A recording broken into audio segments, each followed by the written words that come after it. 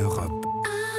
7h14, Patrick Cohen. Le vrai faux, Géraldine Wassner, et la colère des médecins contre la Cour des comptes. La Cour qui a remis cette semaine un rapport explosif sur l'avenir de l'assurance maladie. Elle appuie où ça fait mal. Non seulement on dépense trop, mais c'est pas efficace. Les déserts médicaux s'étendent. Pour que cela change, elle veut contraindre les médecins. Le patron de l'assurance maladie, Nicolas Revel, n'est pas d'accord.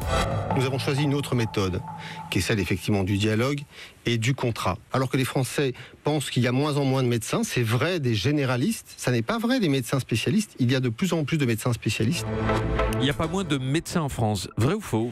C'est vrai sur le papier, Patrick. Le Conseil de l'Ordre recense un peu moins de 200 000 médecins en activité. Il n'y en a jamais eu autant et c'est dans la moyenne des autres pays. Pourtant, la pénurie est réelle parce que, effectivement, le nombre de spécialistes augmente. On est passé de 7 à 44 spécialités. Les jeunes se ruent en fin d'études sur les plus rémunératrices, ophtalmologie, chirurgie plastique. Ils boudent ceux qui ne payent pas, comme la santé publique, et le nombre de généralistes décroît. La filière n'a pas fait le plein cette année et c'est terrible pour les patients car dans le même temps, la profession se féminise, les jeunes ne veulent plus travailler 70 heures. Le Conseil de l'Ordre estime que l'activité a baissé de 10% en réalité. Comme en plus de nombreux territoires sont délaissés, les déséquilibres sont énormes. 100 000 habitants du département de l'Eure se partagent 35 spécialistes contre 277 à Paris. C'est pour ça que la Cour veut une mesure choc, conditionner le remboursement de leurs patients au fait que les médecins s'installent dans ces zones où il y a des besoins, car les incitations financières négociées depuis des années pour les attirer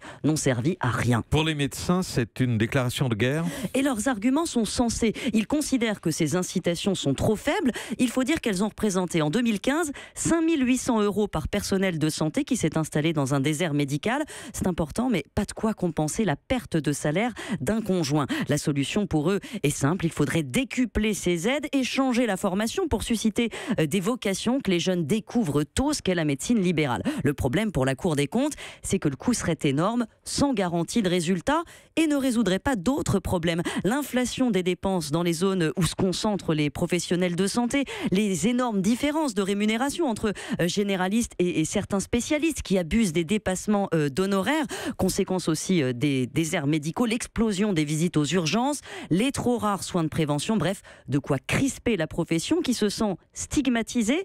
Et elle a raison, comme s'il fallait faire peur pour contraindre à réformer. Merci à vous, Géraldine Wassner. Europe. Europe 1.